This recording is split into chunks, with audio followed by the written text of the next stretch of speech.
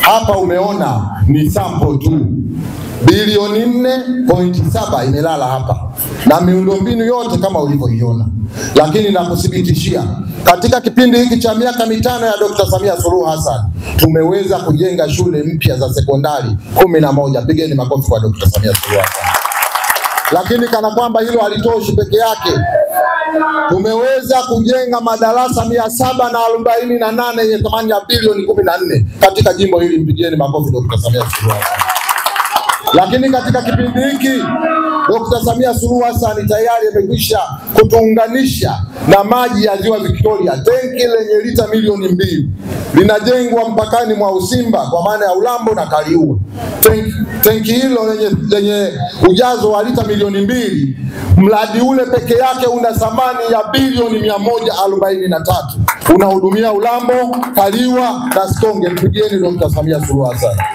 Lakini makamu mwenyekiti, nataka nikuonyeshe kidogo laza. Pamoja na mradi mkubwa wa maji ya Ziwa Victoria, rais wetu hajatuacha, mwenyekiti wetu hajatuacha. Tayari kila kata imeguswa kwa miradi ya maendeleo. Nitumie nafasi hii kuendelea kuwashukuru sana viongozi wa wilaya ya Kaliua. Sisi hatukutegemea kukuta umati mkubwa wa namna hii hapa Kaliua. Nawashukuru sana kwa maandalizi haya.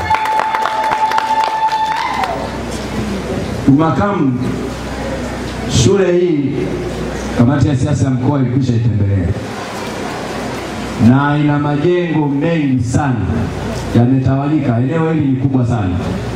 Kwa zamani nimeweza kusema ni chuo, lakini mmefika hapa, wananchi wapo, mmepokea taarifa, basi tukukaribishe.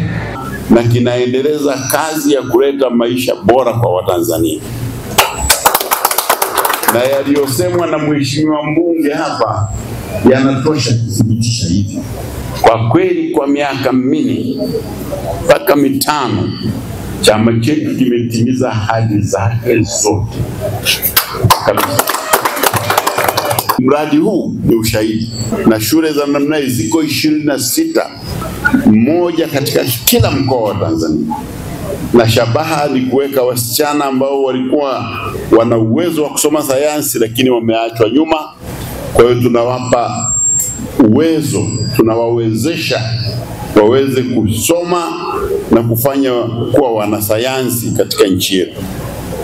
Kwa hiyo mimi nadhani tujipigie makofi kwa kufanikiwa mambo.